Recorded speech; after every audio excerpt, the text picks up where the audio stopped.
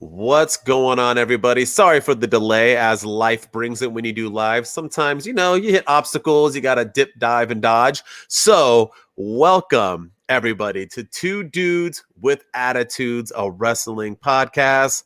I am Mr. MWO in the house, having a good week. And as always, I'm with my main man, my brother from another mother, Mr. Shooting Star Press. What's going on, dude? Oh, life, man. Life is it's always something that gets in the way. And that's what has us delayed here today. But we may be a little late, but we're never a dollar short. And today's episode is going to be the best one we've done yet. Oh, heck yeah. They're only going to get better. I mean, Oh it yeah. has to, because I'm right now rolling on 3.5 hours of sleep. I think I'm coming off a cold. I got some runny noses. I got a cough. Hopefully I'm not going to Yeah. sneeze. Thank God I'm still blessed with such a beautiful face that you won't even notice all the blemishes. I'm shooting this in my garage because my kids are on winter break. And if I wasn't shooting this in my garage, you would hear them no matter what room of the house I'm in.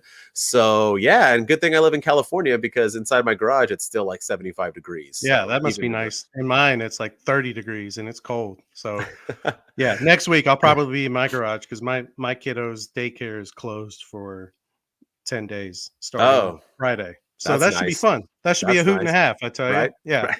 Well, I I'm mean, an I love educator, so I get it. I yeah. got 2 weeks off. So I love my children, but that time between when school is closed to when school is open, that's a long stretch. if you don't know as a parent, because a lot of you fans in wrestling world are young, but those moments, man, you might think like, how could you ever want to be apart from your kid? Have a kid and you will know you need Yeah, that time just for mental breaks and just, I don't know, shoot to go to the yeah, bathroom. There's so many little things that you something, don't every notice little thing. that Yeah, are taken yeah, away. So, and that's, yeah, that's how it's working. And we're excited right now. It is Wednesday, which means it is WWE recap day. We're going to talk all things WWE, and we're not letting Christmas and New Year's get in the way. We are recording Wednesday and Friday of this week. We're recording Wednesday and Friday of next week. We will not be missing a beat. And hopefully we can maybe get, since we are on Twitch today, so anyone watching on Twitch, whether live or recorded, what's good? What's going on, y'all? On Spotify, you can't see us. Good thing, because I have my soccer balls and everything and my beach stuff behind me. And everyone on YouTube, I'm glad you're checking in again. I still want to get to that 100. So we got Twitch out now. We're booming up. We're getting a lot of views. We're getting almost double the amount of views that we're getting followers. So I'm glad our 2 episodes are about the same. That means you guys have enjoyed it enough to all come back and check in again. So keep going. Tell your friends. If you got a TikTok, post it, retweet me, or re-TikTok, whatever you want to call it, duet, stitch, comment, tag yeah. people with me and Shooting Star. We're putting it out there. We're trying to get this stuff going on again. I'm not getting many views at the moment because the algorithm on TikTok is a hot mess. So yeah, so we're here. We're ready. Let's get the show on the road, right? Yeah, Let's get of it going. course. It was a fun WWE day, right? Shooting Stars Press, a good week. Yeah, I thought it was a good weekend in wrestling. Friday and Monday both really delivered, and Tuesday was good too. So Facts. let's dive into it. Well, let's start off with Smackdown last Friday. It was a eventful Smackdown, and I wanted to start with Ricochet versus Gunther. I had a lot of things I truly liked about this match. One, I haven't seen Gunther or Ricochet in the past 3-4 months have a bad match. Every match, No, as my boy Sheamus would say, is a banger, and this match was no different. It was a full-blown banger, and I have to say, before we even talk about the match or what we like about it and so on, or how much, it wasn't even the main event either, which was cool. It was like a halfway break around point match to kind of get you ready for what was going to happen with the main event. In my life, I don't care how much of a professional wrestler I was, how many years of experience. If I started working out tomorrow and had the biggest pecs in the world, I would refuse to wrestle Gunther at all times. That guy has 3 wrestling moves. 2 of them are chops, bro. Not 1, 2. He does 2 different chops. He chops the bananas out of you. Nonstop chopping. And Ricochet, I'm 6'1", about 170. Ricochet has to be about my size. If he's not my height, he's probably shorter. He's got to yeah, be my weight. I cannot imagine. You can't fake a chop. That chop is hitting you skin on skin on that chest. He chopped Ricochet at least, I don't know, 50 times in that match, give or take. And he does it hard. I would refuse. If I was Ricochet, I'd be like, you know what? I don't even need to push this week. You can skip my push. I will go ahead and save my chest. I will take 16 suplexes from Suplex City himself, Brock Lesnar, before. But I like that Ricochet. He has.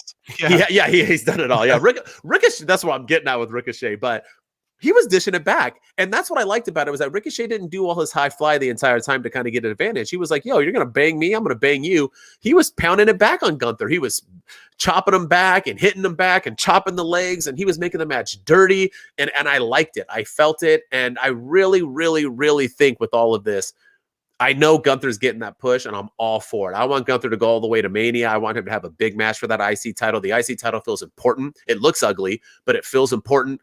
Gunther feels important. Imperium feels important. They have that evil 80s villain vibe going on. I'm digging it all. But Ricochet needs a push as well. And I truly hope, because watching this, I'm getting a lot of Dolph Ziggler vibes. And I don't want him to get to the point of Dolph Ziggler where he's there just to enhance everybody else. I know Ziggler had a couple championship runs, not enough. I just saw a funny video where Dolph Ziggler talked about how he once wrestled a broom and lost, and I believe it. I believe Vince McMahon would have booked him to lose to a broom. So, I mean, I really want to see Ricochet get this push and hopefully get a title shot in the near future, or at least big matches, at least be at Mania and have an important match. You know what I'm saying? Yeah, no, definitely. Ricochet is somebody who can definitely go. And, you know, one thing I want to talk about too is after the match, when Braun Strowman came out, it kind of made me chuckle a little bit, because Braun Strowman had that tweet, that controversial tweet after Crown Jewel, where he said something about, we don't need to do all these, we stole the show, him and Omos, which they did not, and then something about and we didn't have to do all these flippy floppy moves, and it generated a lot of backstage heat. I think people like Mustafa Ali stood up to him and this, and now all of a sudden he's partnering and aligning with Ricochet. It feels like that's more of a punishment from Triple H than anything. Right. And I'm here for it. I'm here for it. We'll see what they do, see what happens, but you can. Yeah, I thought it was hysterical when Braun Strowman came out and started helping Ricochet. I was like, that's what you get. That's yeah. Have fun with the flippy floppy. You could maybe have a flippy floppy off your shoulders or something. Yeah. Yeah, and then he's high fiving him like, "Hey man, we've been cool this whole time." Like, no, bro, no, we know. Yeah, it's such a Well, I ignored Braun Strowman for a reason. I try my best to always ignore Braun Strowman. I'm not. Hopefully, all you Braun Strowman fans out there, or Braun Strowman himself, ain't gonna send us hate mail in the comments or whatever. But he's a North Carolina boy too. He's from my neck of the woods. But I don't mind him as a wrestler. It's all the stuff he does out of the ring that irritates me. It's just like, just keep your mouth shut. Just go in there and do your thing and keep quiet, and people may actually like you. But, maybe the hypocrisy. Yeah. But Braun Strowman ran aside. Shout out to Braun Strowman if you're listening. But one thing from SmackDown that I dug was the Damage Control match with Tegan Nox and Liv Morgan. First of all, I think Liv Morgan and Tegan Nox have immensely great chemistry together. I think they could be a great tag team in the future. I think that they, first of all, I'm glad that Damage Control got the victory, and it's about time. And one thing I do like too that WWE's been doing a lot lately is blending stories. So Damage Control has their story for Raw, and now they have their story on SmackDown, and it seems like this is going to be their new tag team title feud, which I'm here for. But I'm all for the Tegan Nox Liv Morgan tag team. I think it's a good pairing. It's a unique pairing, especially with Liv Morgan constantly going back to her little psychotic character, her dark character, or kind of pulling the Alexa Bliss, if you will. But she, I thought it was a good match. I thought it was a good, solid opener to SmackDown. The one thing that really bugged me though was the mystery assailant coming out and attacking Tegan Nox, and then WWE or the commentators, who is that? And apparently they announced it during the exclusive online, and it was Zia Lee, but they never told the live audience, and they never showed it to the crowd at home watching either, which I thought was really kind of bizarre that they would do that. But why have that angle in the first place if that's how you're going to do the reveal, is an exclusive online look. But Other than that, I thought it was a good match. I thought it was an entertaining match, and I think that that Tegan Knox and Liv Morgan have great chemistry together. Oh, for sure. It was definitely a B grade level match too, which is good because some of the women's tag team matches haven't been about C level. So it was nice to see the B level. Yeah. It was also nice to see Damage Control get a win, not a cheap loss or a fluky whatever. Blah blah blah. They got a good No, they win. needed a win. They needed it. I'm glad to see them defend their tag team titles. I felt like recently we're starting to forget about champions, so they brought them in. We're defending titles in WWE again, which I really appreciate. I don't care who they're wrestling as long as they're defending. Defend. Save the good matches for pay-per-views. The reveal was weird too, is that Triple H is kind of into this right now, right? The whole Bray Wyatt thing, the scanning codes, you got to watch other things. I'm all for that. Bring people more in depth. We have technology, the future's here. But if you're going to do that, Damage Control was on Monday Night Raw, and they didn't even talk about it at all. They didn't talk about her. They didn't talk about what happened. They had a match. She didn't even come out to help. There was literally nothing. That was like she came out this one time and then womp, womp, womp. That's what I kind of was against. I was like, okay, you revealed it behind the scenes. Now on Raw, oh, here's Damage Control again. Let's see who it is. Let's bring it out for the audience. And they did not. And I think that's a miss. I do, though, have been digging that they're big people right now, and we'll get into that with Raw, that we're going back and forth now. We need these factions, Bloodline. How good did Raw feel this week, which we'll get into, but it's nice to see these people splitting time now on both shows, not just being held to one, and I know that's what we're supposed to be doing, but forget that. I like this. It's making it feel more important, making these people feel more important. You're not doing it for everyone. Baron Corbin's still on one side, and we're still keeping people. Ricochet on one show, IC titles, so on. But I do like that we were seeing Bloodline. We were seeing, Damage Control and so on. Things I didn't like, though, on SmackDown, which was for the title, was Hit Row. Hit Row. And I'm not even going to talk about this botch because I can give two craps about a botch. People botched. The dude went for it, missed it. He's hit it before. Yada. Yeah. I don't even care about the botch. And to be honest with you, that was probably the best botch you can do because I just said I wasn't going to talk about it. But he ate it. Probably could have fell directly on his neck and really hurt himself. That dude bounced right on his feet. No shame, put his hands up in the air, and that crowd cheered his ass off. They did chant a little bit, "You effed up," but they were still into him. I think that was Hit Row's only applause all night. Hit Row, and I don't know if it's because of Swerve. I did like them in NXT. I dug their vibe in NXT. I have not liked them at all since coming to WWE. Their raps have been atrocious. They have not gotten crowd responses. Their matches have been mediocre. They were in a three-way whatever tag team match and they won. The crowd didn't, it was sitting on people more than sitting on their hands. They left. People were getting popcorn, beers, going outside to smoke a cigarette. I'm not feeling that at all. I don't get it. I mean, I know you need some people to lose the Usos and not, but you have to at least think, okay, if the Usos are going to make it to Mania, let me at least pretend. When you have a tag team, like I know I just said tag teams, they're defending the title, so it's good. It still has to be believable. I still have to have at least like even if it's 1%. Everyone had at least 1% that they thought Logan Paul was going to beat Roman Reigns. I need at least 1%. I have 0% that Hit Row is going to come victorious whenever them and the Usos wrestle, and I don't think the crowd's going to care. The Usos are going to come out, bash them up. Really, it's probably going to be a squash by the time it happens because I don't think Hit Row has any steam at all. Yeah, and I agree with you on that. I think they're really missing Swerve, and I think he made a huge difference. And you see the heat he's getting in AEW, and the way he's able to elicit a crowd reaction. I think that's something that they're missing right now is getting that person that can get them over with the crowd. And I saw Hit Row's debut their return when they came back to the WWE. I was at that SmackDown Live, and honestly, it was about what the crowd reaction now is about the crowd reaction that I heard at SmackDown that night in Raleigh. It was pretty quiet. And again, I think a lot of that has to do with Swerve. But yeah, I don't think they have a chance in hell in beating the Usos at all. And I hate it because I want to like Hit Row. I want to like them. But WWE isn't giving me any reason to like them. or to No, get and behind them. and I'm not dogging Hit Row because I like all three talent and I like Yeah, Swerve. me I too. like them all. This is not a shot at them. It's a shot at how they've been booked, how they've been placed, and how the crowd has been reacting to them. And this Yeah. is their last hurrah. If they get squashed, they're done. If they come out and have a banger and barely lose, maybe they can get a push and a jump start again. But I see this kind of, I give them a few more months and they're probably all going to go separate ways. Yeah, unfortunately, and it sounds like Triple H. It sounds like a lot of people are underwhelmed with a lot of the recent returns from Triple H, and Hit Rose may be one of them. So, and we talked about Braun Strowman being another one too. So, Facts.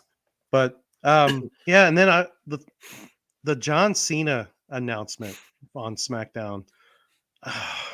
I like that John Cena is going to be in the tag team title match or the tag team match against the Bloodline with Sammy and Roman. I'm excited about that match. I think it's going to be a great match. But the way he announced it, the cheesiness in the promo, the brick wall that was behind him, it just felt weird. It felt off. It felt corny. It felt dumb. And the Cena clause line, that's something that seems like it came right out of the came off of the hands and the pencil of one Vincent Kennedy McMahon. Yeah, it was just a yeah, I wasn't feeling it. I was not feeling it. And honestly, and also the other thing too was the text messaging. Reading the text from Kevin Owens with all the emojis and the Oh, eggplant emoji and the peach emoji, and like, I get that he was joking, but Kevin Owens has taken a more serious side of his character, and I don't, as much as he can be funny and he says funny things, and we'll talk about him in a little bit, but I don't think he would send a text message like that, especially right now in this serious situation that is the Bloodline. I don't think he would be sending eggplant emojis and peach emojis and all these things. It just, the whole thing just felt weird and it felt off and it just felt really dumb. I, And again, I'm not dogging the match. I'm excited for the match. It was just the way that it was announced. and you have all the right in the world to feel like it was awful because it was. I did a TikTok about it where I did his promo and I was fake barfing, but I wasn't really fake barfing. This is the That's how reason. you So got your cold. That's probably how you got sick. 100% from that awful, atrocious promo in the back that he Yeah. recorded, who knows where. Yeah, he even said that Kevin Owens called him, "Hey, Peacemaker." So stupid. Like Kevin Owens isn't going to call you Peacemaker. Anyway, No. I have I started my TikTok career kind of dogging on John Cena, not even trying to dog, just saying he wasn't top 20. People fed into it and were like, "You're an idiot," blah blah blah. And then I was able to kind of build my followers. I have never been a Cena fan, and this is the reason why. This promo, he has always been a Vincent Kennedy McMahon puppet. The way he pursues himself, his awful his jokes have always been awful. And I'm not saying he can't cut a promo. The dude can cut it when he wants to. I actually like Thugonomics John Cena, and I was a huge fan of his, but I also like heels. As soon as he turned babyface, became Marine John Cena, and well, he's always been the same. Just because he used to salute, now he doesn't. Same dude. He's had one freaking style since the Thugonomics John Cena, but his Yeah. promos have always been cheeseball, stupid eggplant emoji, frat boy crap that you'll hear if you were hanging out with your high school kids. You know what I mean? Your kids in high school and you're hearing stupid jokes. That's what comes out of John Cena's mouth. That promo was atrocious. And I know you had to relate to Christmas, which really you didn't, because the match was November 30th, which is 5 days Yeah. after, or sorry, And December 30th. New Year's. 5 days. Yeah. Why don't you make it more New Year's? Maybe you could have made a New Year's baby diaper joke. The Cena Claus, holy shit. That, like, I can't even as soon as he said that, I was like tuned out. Roman Reigns' face, I'm assuming he did not see that promo beforehand, even though it was pre-taped. That looked like real disgust. Roman was just giving us what we were feeling with his what the like, dude. Yeah. It was bad. I'm pretty sure Kevin Owens probably doing the same faces, like, why am I teaming up with him? What I'm dreading is that Kevin Owens and Cena will get the win. We can go into that when we start Raw recap, but I'm all for Roman and Sammy teaming up together. I think that's awesome. I love that they're going to do that together, not Sammy and Solo, but bringing Sammy and Roman. It was a beautiful moment. And I have to mention too, with this promo before we kick into Raw, is that for all you people out there, you conspiracy theorists who are talking about Solo Sikoa refusing to throw up Yeah. the one, his one was up in the sky when they came out. All of them. Roman is there, Tribal Chief is there. He was doing it. Maybe he doesn't need to be a full-blown enforcer when you have somebody who is untouchable. So he was able to step his game up, but he had that one up proudly. It was beautiful to see. And with that said, Raw starts off with the tribal chief himself, pre-recorded message. Holy crap. If I would have known after that promo what was being set up, this NWO-esque type of vibe for the night, I loved it. It reminded me of the NWO. It reminded me of Nexus. If all you youngins don't remember Nexus, which was probably could have been one of the greatest factions of all time if Vince McMahon wouldn't and his boy John Cena wouldn't have buried them too soon. They could have had a phenomenal career. This was awesome. For those of you who don't know, basically what they did was that they tormented Raw. They kicked people's asses backstage, broke guitars over people, interfered on most matches. Didn't matter if you were a huge star, a low star. Sammy had a match. He got a victory. People, they were just all over the place, just dominating and kicking butt. I loved it all until the end. So basically, they jumped Seth Rollins because Austin Theory sprinted out, which was awesome as well. Theory and Seth Rollins had a great promo thing, and Theory takes off, leaves Seth alone. They put the beat down on Seth. KO makes a save and basically challenged the Usos to a match. And Sammy and KO, with KO getting the win with the pop-up power bomb on, I forget if it was Jay or Jimmy. I think it was Jimmy. Got the pin on Jimmy and closed out the show with KO winning. And I get it. You got to have some momentum for them. But I thought it was weird to have the Bloodline so dominant all night and kind of building this like group of like, no, we're here to run shit. And then they have him pin. I'm assuming it was so Roman could be upset and say, I told you guys what to do and you didn't do it. It just wasn't, if you were going to have them lose at the end, why build it all up like this? I thought it was weird. I don't know what you thought. I did not like the ending, but I thought the Bloodline made Monday Night Raw. That was the best Monday Night Raw I've seen in a couple months. Yeah. And, I've said before on various platforms that the best Raws are the ones that have a story within the show. The Yes, Raw sir. after SummerSlam that, because everyone was hyped after SummerSlam. That was the one with the car accident in the backstage. And then a few weeks later, we saw the hand in the backstage and people were speculating as to what was going on there. It's all the story within the story, with the story within the show. And that's what made this episode of Raw so great, was the Bloodline's dominance. But I agree, having them come out and lose at the end. And that's my one gripe with the Usos. I feel like when they defend their tag team titles, they're one of the best tag teams in WWE history. When they're in non-title matches, I feel like they're almost, I don't want to say the term jobbers, but they lose a lot. And they do. I don't, it's very yin and yang. And I don't understand it because they are one of the GOAT tag teams out there, but you have them, I know they can't win everything, but you could have them looking a little bit better than they do. And yeah, I don't think it made sense to have them lose the way that they did after they dominated all night. It made no sense. And I get you want to give Kevin Owens some momentum, but I don't know. I feel like there was better ways to do it. He could have interfered on their match and cost them. He didn't have to win the match, any way to build up momentum. Yeah. Have Solo come out and beat up KO, and then they lose by DQ, and then Kevin Owens destroys them afterwards, and then cuts a promo, says, "Is this what you want? You wanted me, Tribal Chief. You got me. Yeah. I'll see you on the 30th or something." Perfect. Or end it that way. That way, but don't have them lose a match. So it just clean too. Clean.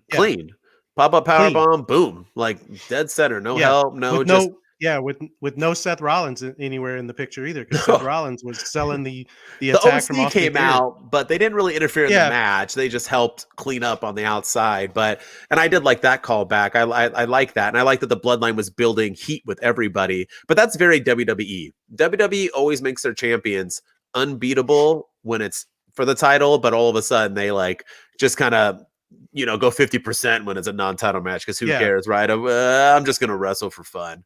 It's like a very WWE Vince McMahon thing to do. Yeah, it's like an NBA team, I guess, when they go balls to the wall. They want their starters ready for the playoffs, but in regular season games, they'll have people sitting out and not playing and contributing, going 50%. They'll play 20 minutes tonight instead of 40. 40, yeah. But another thing I liked about Raw, speaking of Sami Zayn, I know we just talked a little bit about the Bloodline, but he's not really the Bloodline. He's the honorary Us, because Roman hasn't made him an official Uso yet. So I feel like we can He's still on say that new shirt, bro. He's on that new shirt. he is. He is on the new shirt. He is I'll on be the getting new that shirt. one after this one. I just got this one in the mail finally. It'll be the Yeah, one, but I'm getting that one. I'm gonna be That one's getting that one coming. too. I have the honorary Oos shirt too, but Oh, anytime my ginger brethren steps up, I gotta support him. But yeah. I gotta give him props. He wrestled a hell of a match against AJ Styles, and I wasn't expecting him to get in the ring. I thought maybe Solo would get in the ring, and I had a feeling the Usos maybe would get in the ring, but I was not expecting Sammy to get in the ring. I expected him, and that was another thing too. Sammy wasn't in the he didn't come out with the Usos either, and I thought maybe he would, and there would be some chicanery, some more KO Sammy chicanery after the match or something. Maybe he inadvertently helps them against the Usos, and Yeah. like that sets up the dynamic for the tag match in a few weeks. But he didn't come out with them. But yeah, I loved the AJ Styles Sami Zayn match. I thought that was great. I love when the OC got beat down. AJ Styles, arose and Yeah. put the beat down on Sami Zayn there at the very end too, which I thought was really cool. They didn't. I thought the whole night they did a good job of not making people look weak. Like AJ Styles. AJ Styles didn't look weak after that beatdown. He actually looked really strong. And but the fact that Solo had to help him, but Sami Zayn got a big win over AJ Styles, and I think that's a big one. That's a big win for him. Heels can have help. That's the point. The point of a heel is that you're not supposed to. If you always beat the babyface clean, what does that say about the babyface, right? The babyface should be the one winning clean. The heel should always be kind of cheating to win. That's not always, but that's how wrestling is. That makes a villain, right?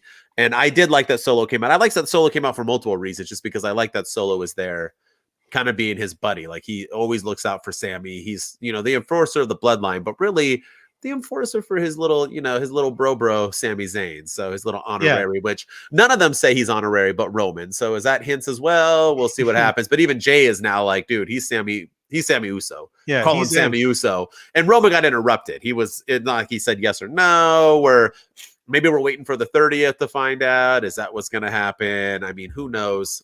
They better go over. If once again, Cena and them win, I riot. We'll see.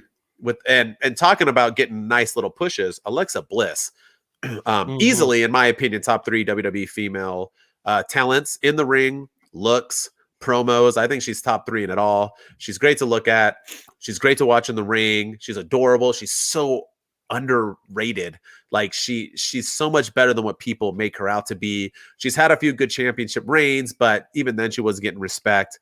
But she had a backstage interview with Bianca Belair, where Bianca was basically bringing up Bray and talking to smack, and Alexa Bliss was like, Bray, you don't have to worry about Bray. You need to worry about me. I'm going to go in there. I'm going to whoop that ass, yada, yada, yada, the end.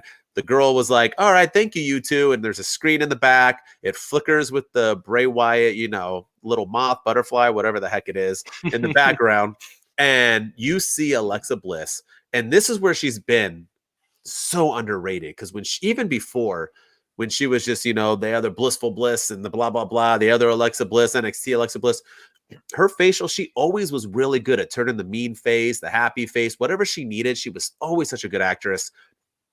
When she was with Bray, she did such a great job. Sorry.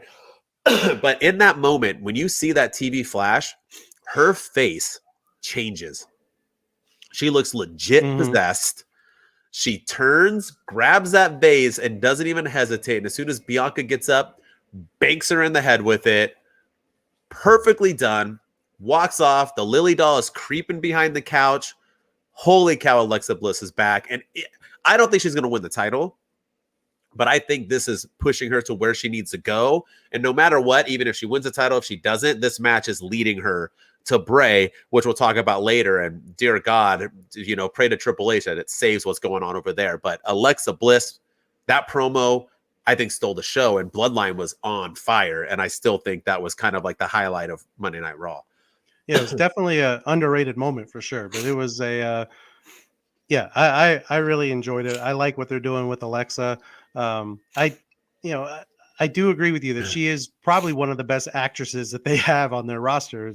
The fact that she's able to just flip that switch and go from, the peppy, all out, high sweet girl to this possessed person. It's amazing to see. You don't. It takes a while for that to happen, and she's able to do that at the snap of a finger, and it's pretty incredible. And I'm excited to see what they do with this. I'm excited to see what happens in the match. Does she lose and then does she just snap on Bianca and beat her down?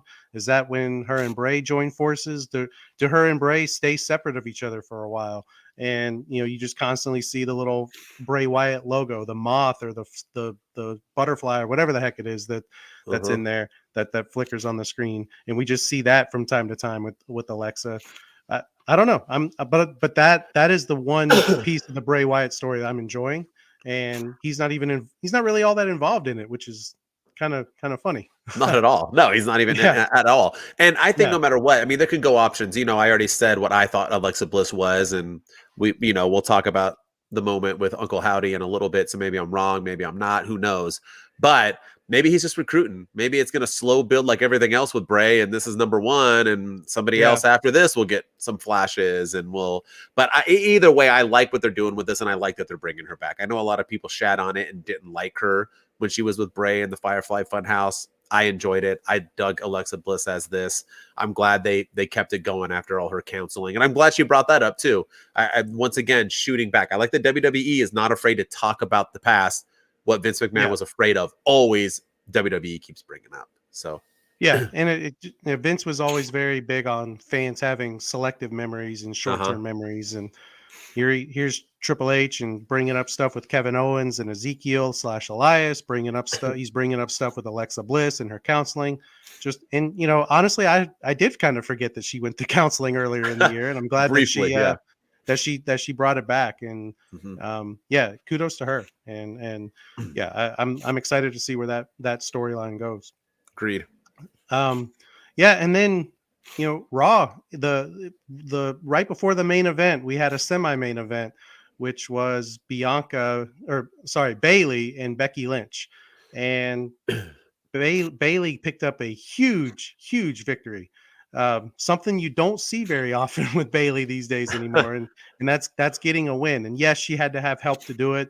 And Becky kind of called that in her little pre-match promo, saying, "Is it going to be 3 of you? Is it going to be 1 of you? What's it going to be? I'll be ready regardless." And I got to say, I thought that match was really good. I thought it was entertaining, and I'm glad that Bayley got a victory. Now the question is where does she go from here? What does that victory mean? Unfortunately, I don't think it means anything because she's not the number 1 contender for the title. She's not her Damage Control is still in the tag team title hunt, or they are the tag team champions, but she's going to be helping them. But that has nothing to do with this victory over Bayley. So Becky. God, all the B names: Bianca, Bayley, Becky. They all kind of run together. But Alexa, Alexa. But no, yeah. I'm curious. I am curious to see what it does with Bayley now that she's, it seems like Damage Control is starting to get some steam under it a little bit heading into the Royal Rumble. And they much needed steam that's been taken out of them since they returned at SummerSlam. So I'm curious to see what happens. Yeah. But kudos to Bayley for finally after all these months getting a huge victory over Becky Lynch. Yet still not getting a huge reaction, and it's sad. As soon as you think Damage Control, I bought that shirt, I rock it, and I'm like, damn, now it's like no point. This group's about to break up. It's already kind of fizzling out, and then they suck me right back in. How they should be doing. I'm a firm believer that she doesn't need to be the champion. You don't need to be the champ to get a push. Becky and Bayley I thought Bayley was bulletproof, but obviously you can ruin her. It was a good win, cheating or not. She needed this victory. Becky didn't need the loss, or didn't need the win. Sorry. She was okay with the loss. She will recover. She's Becky damn Lynch.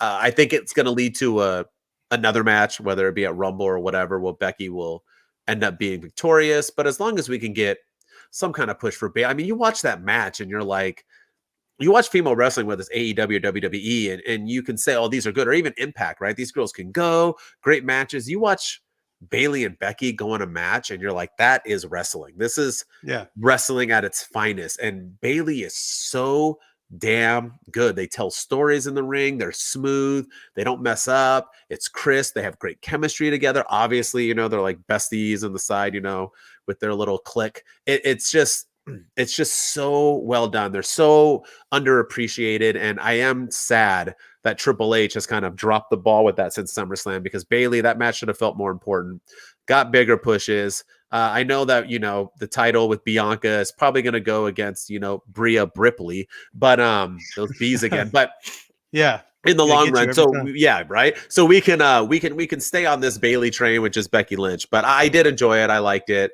It was great stuff. Great match. And like I said, this was by far the best Raw since Triple H, Yes. those couple weeks he took over where he had bangers and he kind of forgot about it. It was nice to see. And I look forward to next week's Raw and SmackDown and so on. It's storytelling. And now since we're mixing brands, I'm excited what SmackDown's going to bring. Although next Monday, I think we get a day off, but I think it's a highlight show. But SmackDown's matches. Yeah, but SmackDown is matches. So yeah. And SmackDown. Yeah, this Friday SmackDown is matches. Next Monday's Raw is a clip show, and then next Friday is the John Cena, Sami Zayn tag team match. A lot to talk about. Yeah, we will against Roman. Indeed. Yes, sir. Well, and that brought us into NXT, and NXT is still, having some bangers as well. Stories are being built. One thing that I did notice, and I'm kind of glad they got rid of Scripps. I mean, they were hyping the hell out of Scripps, and then he, showed up dressed like a clown, and we haven't seen him since. But I want to talk about my man, the guy I've been preaching for maybe a year, if not. You can check my track record on TikTok, Mr. Carmelo Hayes. The dude don't miss. He opens up in a match with Axiom. It is an absolute banger. I think it was the match of the week so far. I haven't seen Dynamite. That's on tonight. But it was these two guys. Obviously, it's going to be good. But what I like about him is that it's not just like when you have AEW guys, and I'm not shitting on AEW, but when you have, the Young Bucks against, Omega, and they, it's such like it's just a spot fest. Like everything is just for show, right? Let's do 6 cartwheels, 8 cartwheels, and then a clothesline, right? We need to kind of theater it up. I like that they just had a good match, man. They brought it. It was entertaining. That super Rana, Hurricane Rana was like a super Hurricane Rana from the top rope, was just done perfectly. Carmelo sold it. So Carmelo has the match of the week.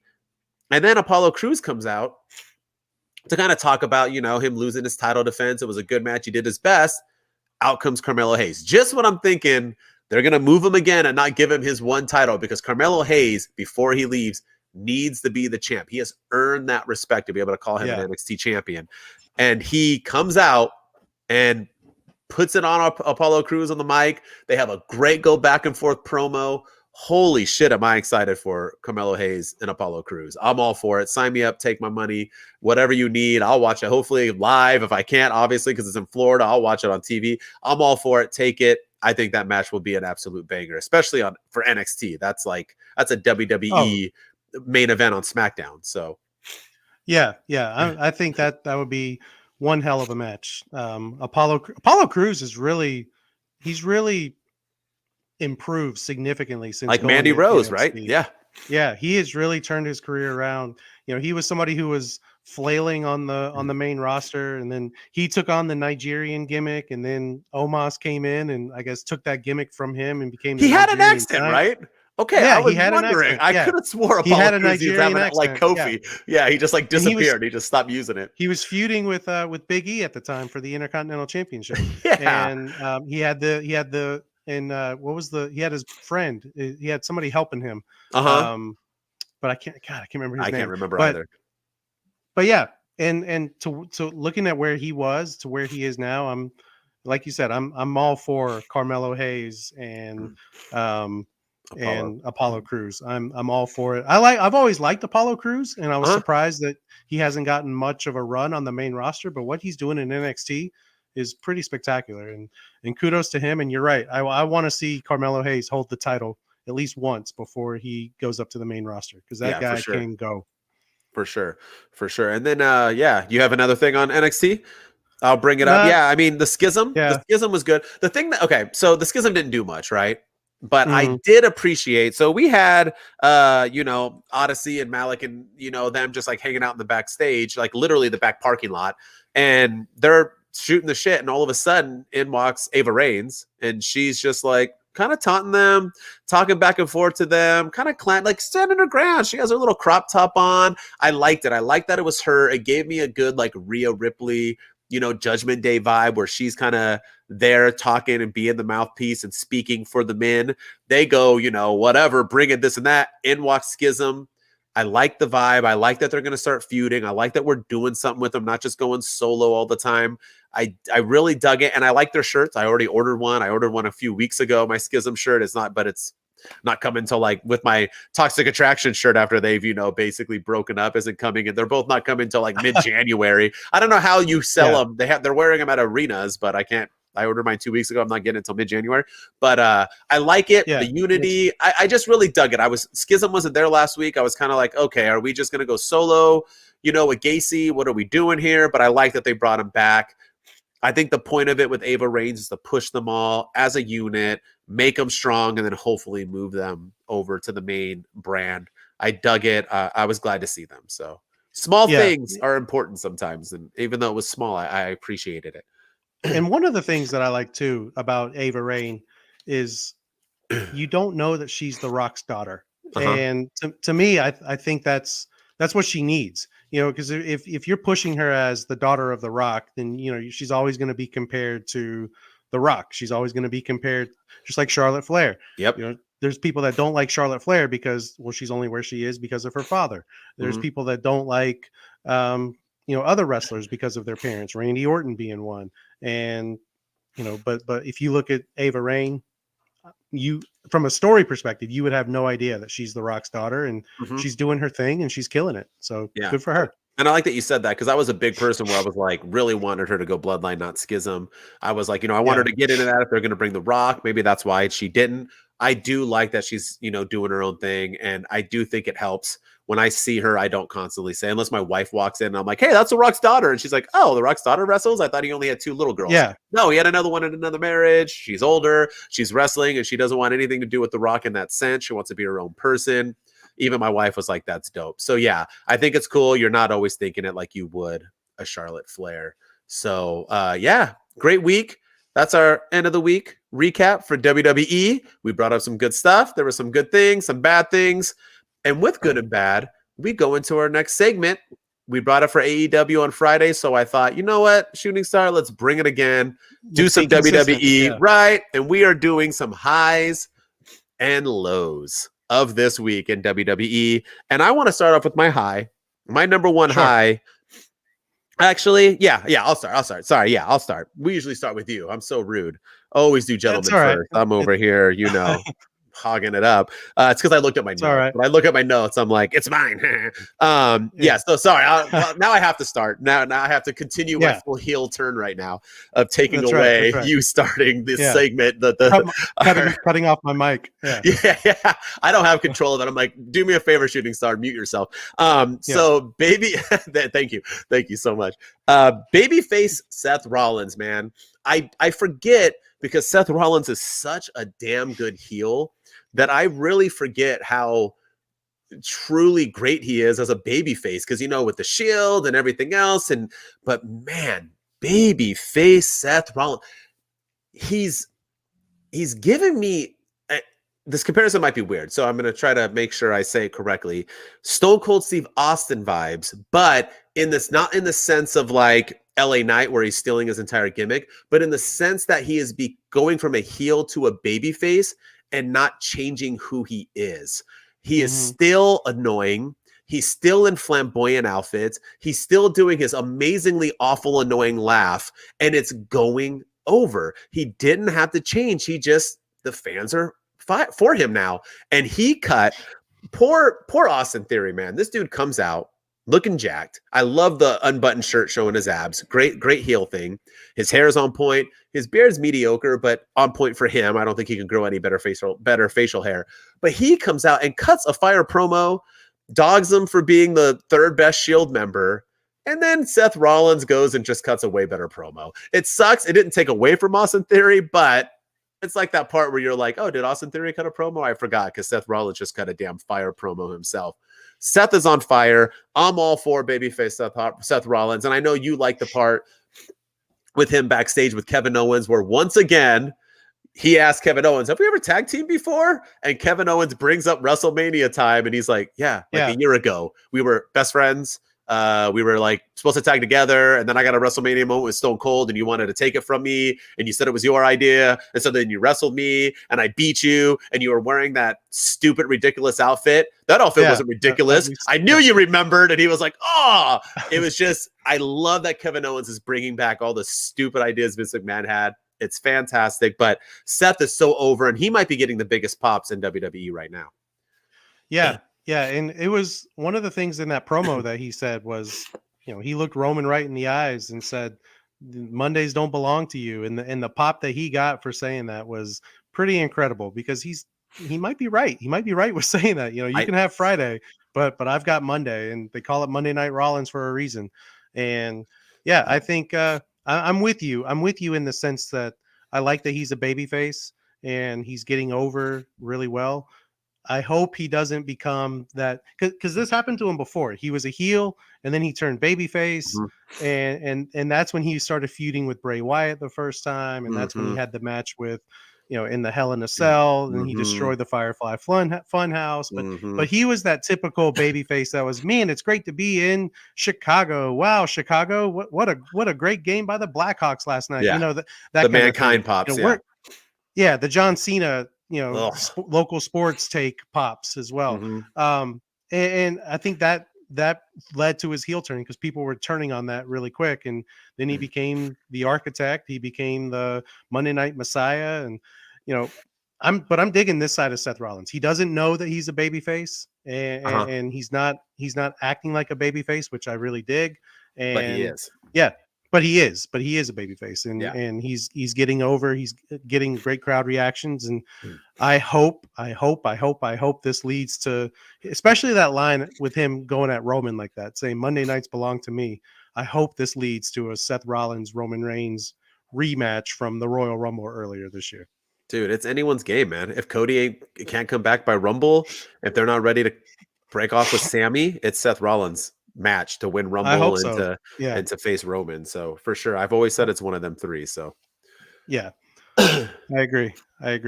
So my high from the night was, are we getting a potential Hurt Business reunion? Because I don't know if you saw this, but in the back, Adam Pearce was on the phone with some guy named Paul. I'm assuming it was Paul Heyman. That's the only assumption. I'm assuming that it was Paul Heyman. But then all of a sudden, he's interviewed and asked about Bobby Lashley, and he says that Bobby Lashley, he's not coming back yet, but we talked, and he's coming back soon. And then they showed MVP, and MVP is standing there saying, "Hey, speaking of Bobby Lashley, I want to talk to you.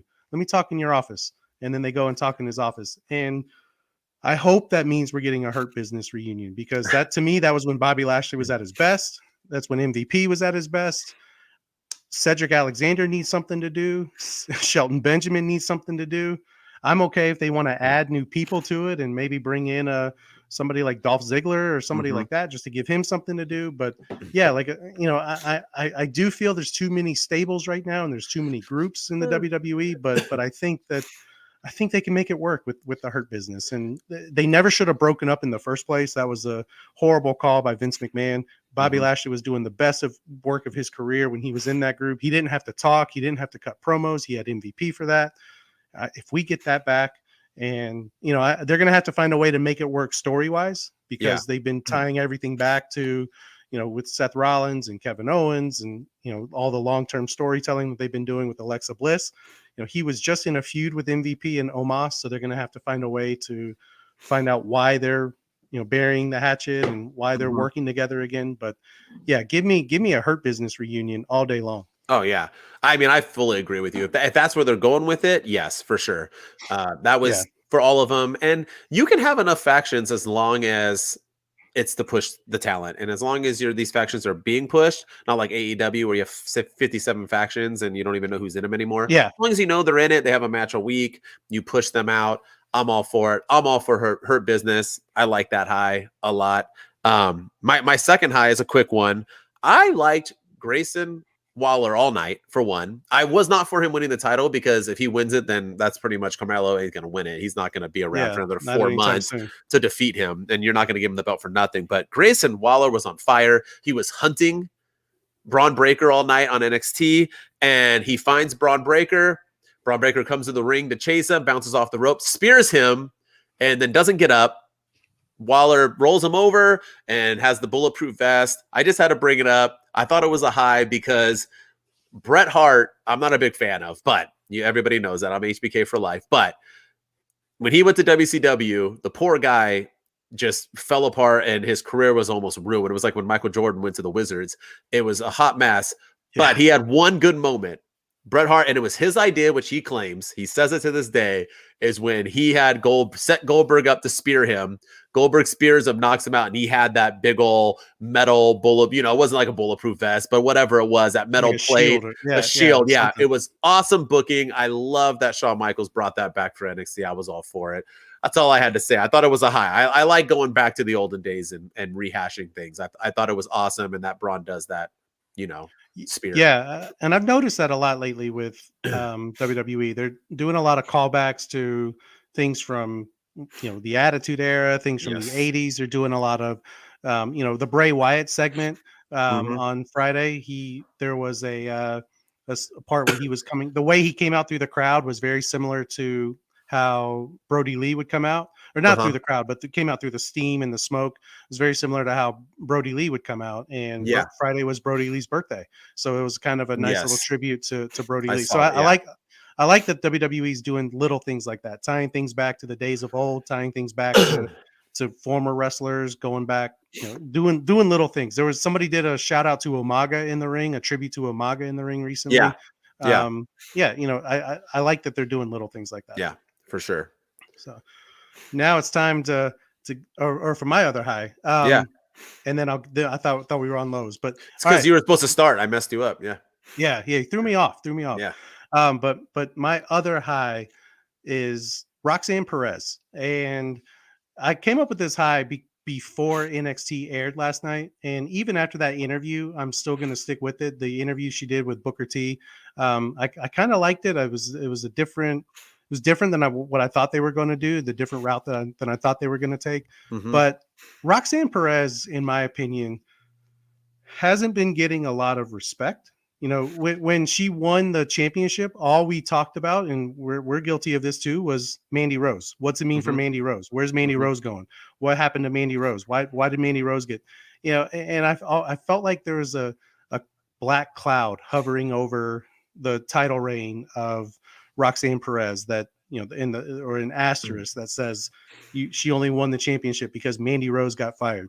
And I hope that's not the case. I hope that NXT Shawn Michaels doesn't do her like that. I hope they give her a long, lengthy championship reign.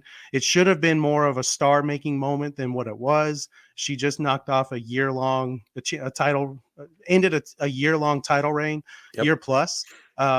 And I think that she deserved a little bit more. Yeah, I call it the ESPN effect. This happens all the time in sports too. If Tom Brady loses in the Super Bowl, it's the next day all the debate shows are talking about, is his window closed to winning another one? They're never talking about the winner. They're never talking about, is this team a dynasty in the making? It's always about LeBron James losing another NBA Finals. It's never about let's give credit to the Golden State Warriors. Let's give credit to the team that knocked LeBron out. Or it's always, is this LeBron's last chance?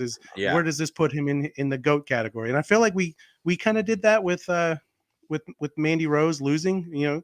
Or Roxanne Perez's victory last week was all about Mandy Rose losing. Where's she going to go next, as opposed to Roxanne Perez being the new women's champion. And I hope that they give her a good, long, lengthy championship reign. Book her strong, book her well. Don't book her like they did Liv Morgan when she first won the women's championship, where she was that kind of that weird, this is a dream come true type title reign. Like, book her strong, make her look like the champion that's worthy of knocking off somebody that held the belt for a year. But I think she deserves some credit, and there's a reason they chose her, and I'm excited to see where it goes. Yeah, I'm for you. And I knew she would be the one to dethrone Mandy. I think a lot of people did. We were all waiting for Roxanne. But I don't think Yeah, it's because, like you said, the respect I had for her as being this like person I thought would just fly to the moon and be the next Mandy Rose. It was kind of like, she's the only babyface person who can do it. So it has to be her, right? yeah, Unless somebody else comes in. So I feel you on that. I did like her promo with Booker T. For one, it was relatable. It was real life. I like when things are from the heart, like when MJF cuts those promos about his yeah, inner and his past. It just feels right.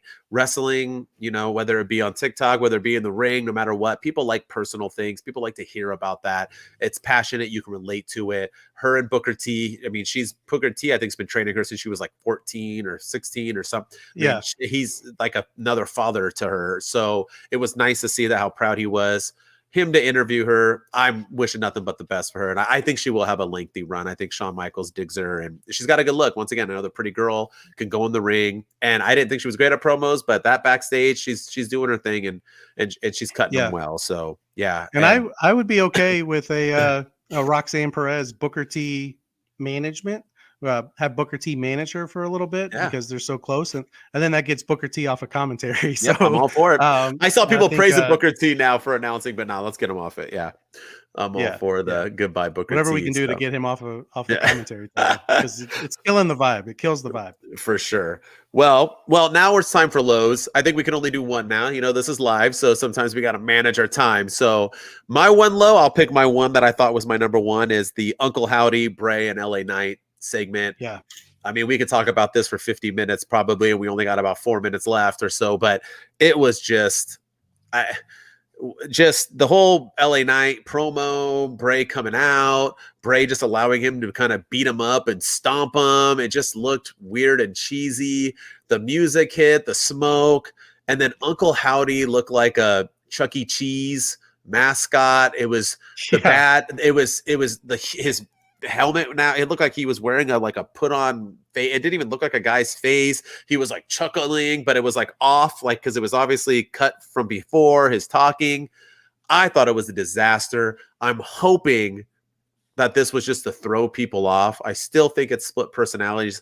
I don't think that's the guy. Whoever's in that costume, I don't think that he's going to come out and wrestle like that. It's impossible. So I don't know what the hell happened. I haven't seen a lot of traction on it on TikTok or so on, or the media. I don't know what people are thinking about it. I know there's a lot of people defending this Bray Wyatt thing, saying it's not going too slow. But whenever something is getting dissed on, there will always be people who stand up for it. I don't think they truly feel that way. It's getting bad, and that was bad. The crowd didn't even react. It was like the announcers didn't even know what to say. It just looked no, it gave me Shockmaster vibes. I'm saying it. It was just that costume was bad. yeah. I got to agree. I hated it. I hated LA Knight's promo a lot less this week than I hated it the weeks before. Mm-hmm. His promo kind of gave me Ric Flair vibes with the yeah, woo, yeah. Like it kind of reminded me of the Yeah. that was the only good thing about it. But yeah. But yeah, no, I agree. I think the Uncle Howdy thing just came off. It didn't come off how they wanted it to, I think, and it was supposed to be this big scary moment, but it really wasn't. He looked like one of those things from Chuck E. Cheese, one of Yeah. those animatronic, Uh-huh. Charles E. Cheese Alicious or whatever the character is called, Yeah. and yeah, it just and like he would ha ha ha, like it was just very robotic. It just seemed it to me it felt flat. It felt Yeah. flat. I didn't have my jaw to the floor like a lot of people did. I was just like, oh, okay, what's going on here? So and I hope it was like an animatronic robot and that it is Bray Wyatt controlling everything still, and but also LA Knight, you were stomping a mud hole in Bray Wyatt. You continued stomping a mud hole in Bray Wyatt when Uncle Howdy came out. Uncle Howdy just had you locked in a storage shed last week and was torturing you. When he came out, why did you get out of the ring and act so like, oh my God, what's going on? Why didn't you run down to the ramp and beat him down like you said you were going to do? The whole thing was just off to me. He should have gone on the attack. We would have found out real quick who he was. Yeah, his helmet would have fell off. Yeah, that was Yeah, No, that yeah, wouldn't but have worked. it just felt really really off. It like this guy just tortured you last week, and he comes out. Bray Wyatt confirms that it is another person. It's not me. Yeah, And instead of doing anything about it, you just kind of walked out of the ring like, oh, okay, like I'm like, I don't know. It just it was bad. Yeah, it was bad. It was very bad. it was. Let's see you top that low. Oh man, my other low. So I was gonna do the Miz and Dexter Loomis because I feel like that's been another thing that's been dragging out for far, far, far too long. Yes. But I'm gonna say Adam Pierce. All Adam right. Pierce is my low, and this is the reason why is because he is somebody that just fired Bobby Lashley. Mm-hmm.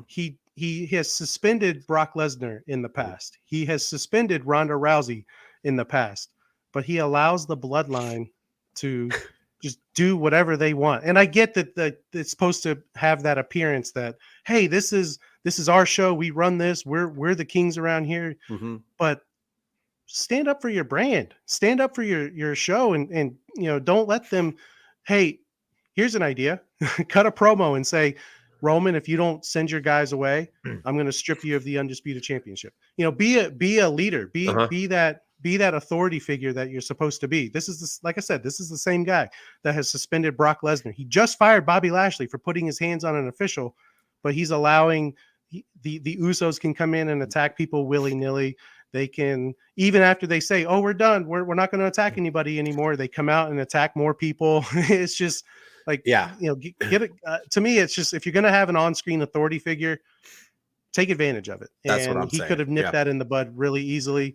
And I don't know. To me, Adam Pierce is just, he's just mid and he's just blah. And I'm not feeling him. I'm not feeling him. He's a full definition of what MJF said is a mid. Yes, for sure. Yeah. I'm saying what you're saying. When he comes out, if you're going to have him come out and make an appearance, then he needs to do something. He was basically Yeah. just begging them, like, please, guys, stop. Go back into the back. And then he came out again. He's like, not again. Come on, guys. Like, Yeah. doop. Like, he didn't even say, like, you guys are out of here. And then they were sneaking back in the ring. And then they came out and they had to go out, like, back out, like the crowd. It was literally them just coming in and going back into the backstage. It was stupid.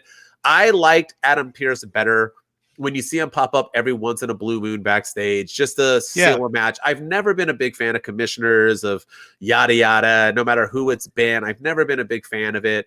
I always thought they got in the way of these people who get to make the rules and the decisions and so on, these on stage, people. But I liked him because he wasn't getting in the way. Like, you knew if Adam Pierce, even with Sonya, you knew they were making the decision backstage. You knew, you know who he is. But now if you're going to have him keep coming out, then he has to do something. He needs and to do something. Yeah. It was stupid. He did some. Bobby Lashley literally did nothing and got fired. Then the next week, he's all about. I mean, I know he's afraid of Roman. I mean, Roman called him in his office, and he was like obeying him on Smack and like did whatever he said, and like he was his puppet. And I get that. You're showing that Roman's in charge, but then keep him out. Which I get. But then don't have him. You could have had all the refs and everyone else break him up and separate him. You didn't even Adam Pierce there if he was going to do absolutely nothing. So I agree with you. It was stupid. Low moment, made Adam Pierce look dumb, and it's just not logical. I don't like when wrestling's not logical. I understand it's scripted and whatever else, but it still needs to make sense. You still need to think logically on if he was coming out, why would he come out? You wouldn't have, the commissioner of basketball come on the court and pull a player off for nothing and then sit him on the bench and then go back into the crowd and sit. If he's coming out there, there's a reason. So it's a pretty big reason when he comes out. That's all everyone's talking about. But with Adam Pierce, it's just, oh yeah, look, there's Adam Pierce. Well, what's he gonna do? Nothing. And then that's it. That's really what happens. And so he is a big low for me right now. And at first I liked him. I liked him when especially the dynamic he had with Sonya Deville. When she was bad cop and he was good cop. I kind of was digging that vibe. But now he's just not doing anything. And he could easily step in and the Usos love winning and they love their titles. So say if you don't leave the ring right now, those tag team titles are mine and they become property of Monday Night Raw, and we will do a tournament next week to crown the new champs. Guarantee you they'll leave. Or strip Roman of the championship. Threaten to strip Roman of the championship. Do something. But you're just allowing these guys to do whatever they want willy-nilly. And it's just I'm over it at this point. And I know it's story and it's kayfabe, but like you said, logic, it has to make sense logically, and it doesn't. I agree. I agree. Great lows. Those were two good lows. And on the lows, we end our WWE Wednesday, y'all. So, really quick, do not forget if you're watching us on YouTube, give us a follow. Follow us on YouTube. If you are watching us on Twitch, or you're going to be watching us on Twitch at some point, give us a follow, subscribe, give us that love. Same thing on Spotify. If you're listening to us on Spotify, remember we are on every Wednesday and Friday. We are going to start doing lives at 10 o'clock. I know we were late today. I know we didn't give enough announcements. So just remember, every Wednesday, Friday, 10 a.m., we will be live on Twitch, on YouTube, and then Spotify will pop on after. All of our links are in our bio under our link tree, myself and Shooting Star. You can click on those. And we are moving to Friday. And you know what Friday means? It's our AEW Friday, where we'll cover Rampage, Dynamite, and do another great segment. So, with that said, I'm Mr. MWO. And I am Shooting Star Press. All right, y'all. We Thank you for are watching. out. Let's go. We out.